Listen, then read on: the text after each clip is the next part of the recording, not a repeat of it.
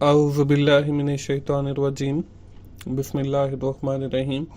अस्सलाम वालेकुम दोस्तों, मैं हूं मोहसिन रज़ा और आप लोग देख रहे हैं virtual student support services YouTube channel, teachers online YouTube channel and की टू सक्सेस यूट्यूब चैनल।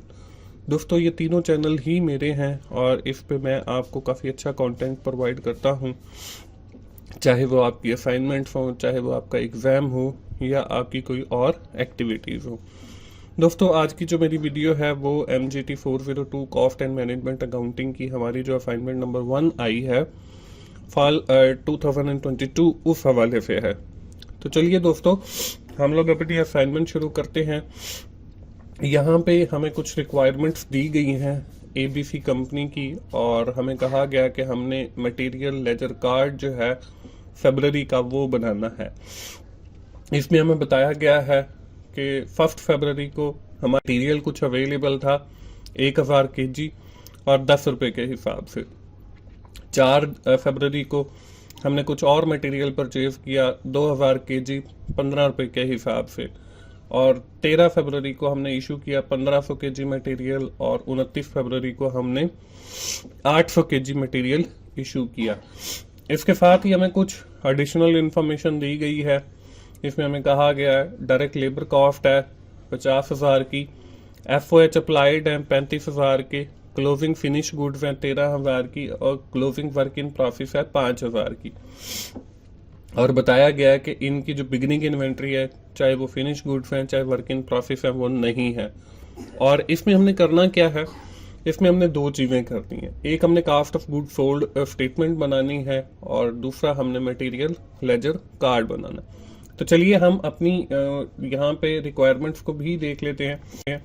ये वही रिक्वायरमेंट है जो हमने prepare material laser card by using the first in first out FIFO method को यूज करते हुए हमने जो है मटेरियल लेजर कार्ड बनाना है, और दूसरा हमने cost of good sold statement बनानी है फरवरी की। इसके सोल्यूशन की जानिब बढ़ते हैं। तो यहाँ पे पहली जो हमारी रिक्वायरमेंट है स्टोर लेजर कार्ड की, वो बनाएंगे। और यहाँ पे देखिए हमने एक टेबल लिया है जिसमें जो है पहले कॉलम के अंदर डेट, फिर हमने रिसीट्स लिए हैं, फिर हमने इशूड लिया और फिर वैल्यू स्टॉक लिया। अब इसके नीचे जो है रिसीट्स के नीचे देखें यूनिट्स, रेट और टोटल आ गया।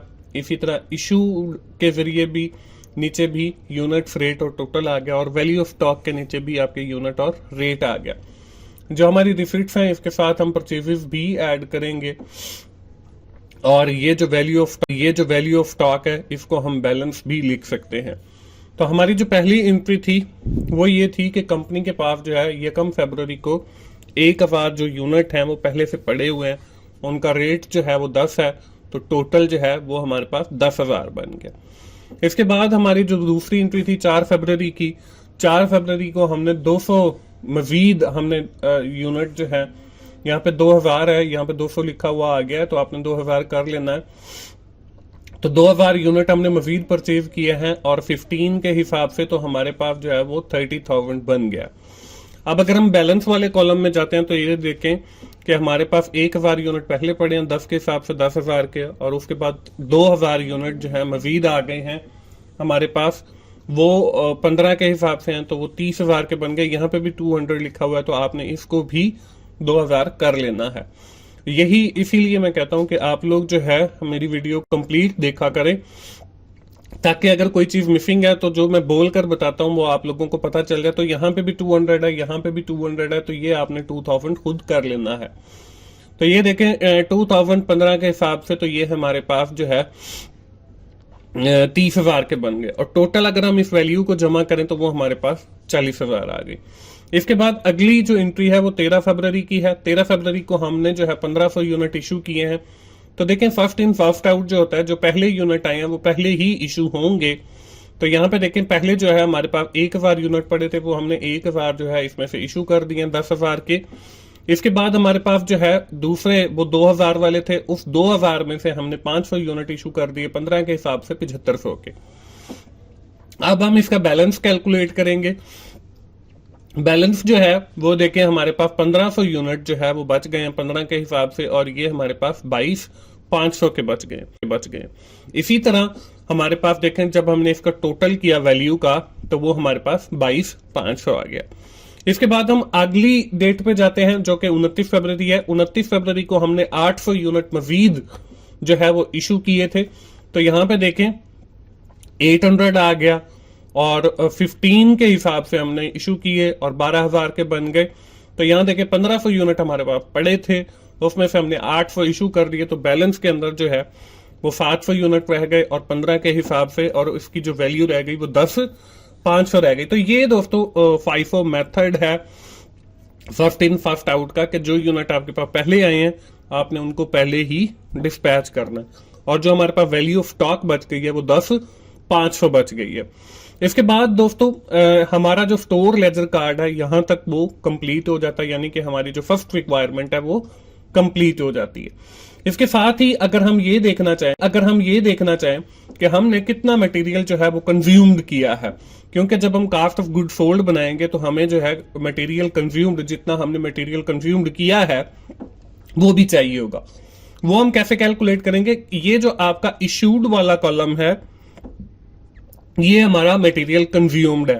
तो यहां पे देखें, आपने सबसे पहले जो है ये देखें, ये 10,000 का मटेरियल आ गया, फिर आपके पास ये 7500 का आ गया, फिर आपके पास ये 12,000 का आ गया। तो ये हमने जब टोटल किया तो ये हमारे पास 29,500 बन गया। तो ये वो मटेरियल है जो हमने ड्यूरिंग फरवरी जो है वो कंज्यूम किया है, क्योंकि कास्ट ऑफ गुड सोल्ड बनाते हुए हमें मटेरियल कंज्यूम्ड की भी जरूरत पड़ेगी।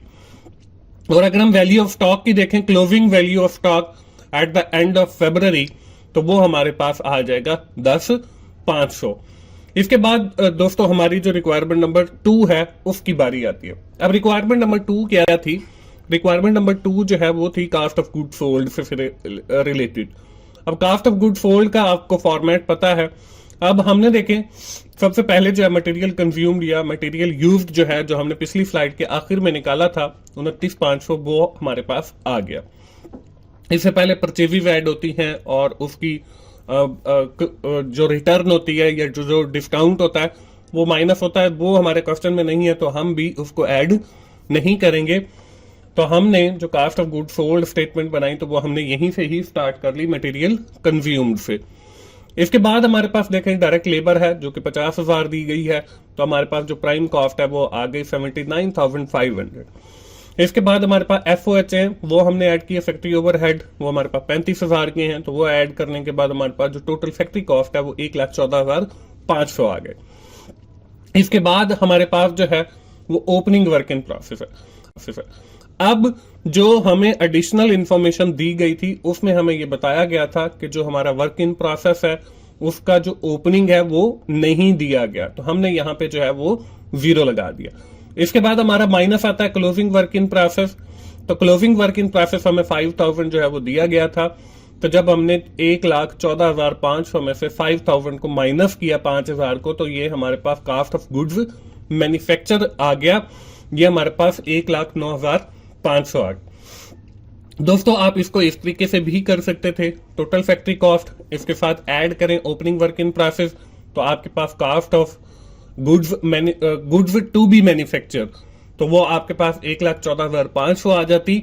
उसमें से फिर आप जो है वो क्लोजिंग को माइनस करते वर्क इन प्रोसेस को, तो फिर आपके पास कास्ट ऑफ गुड्स मैन्युफैक्चर जो है 1,09,500 आ जाती। इसके बाद हम आगे चलेंगे, आगे हमारे पास फिनिश गुड्स आती हैं। तो ओपनिंग फिनिश गुड्स आपको पता है कि हमें एडिशनल इंफॉर्मेशन के अंदर बताया गया था कि वो 0 है। हम इसको ऐसे भी कर सकते हैं कि कास्ट ऑफ गुड्स मैन्युफैक्चर जो कि 1,09,500 है उसमें ऐड करें ओपनिंग फिनिश गुड्स जो हमारे पास 0 दी गई है, तो हमारे पास cost of goods to be sold आ जाएगा। लेकिन मैं यहाँ पे इकट्ठा कर रहा हूं तो इसलिए माइनस कर रहा हूं क्लोजिंग फिनिश गुड्स। तो क्लोजिंग फिनिश गुड्स हमें 13,000 की दी गई है। तो जब हमने 1,09,500 में से 13,000 की फिनिश गुड्स माइनस की, तो हमारे पास जो है कास्ट ऑफ गुड्स सोल्ड जो कि 96,500 आ गया। और यही हमने फाइंड आउट करना था कास्ट ऑफ गुड्स सोल्ड जो कि हमारे पास 96,500 आ गया। इस तरीके से हमारी जो रिक्वायरमेंट नंबर 2 है वो भी दोस्तों कंप्लीट हो जाती है। यही 2 हमें रिक्वायरमेंट्स दी गई थी। मैं आपको बताता चलूं कि मेरा एक और यूट्यूब चैनल है 24/7 टीचर्स ऑनलाइन, उसके ऊपर जो है मेरे कॉस्ट अकाउंटिंग के लेक्चर भी हैं, आप उस चैनल को भी जरूर विजिट करें और उन लेक्चर से फायदा उठाएं।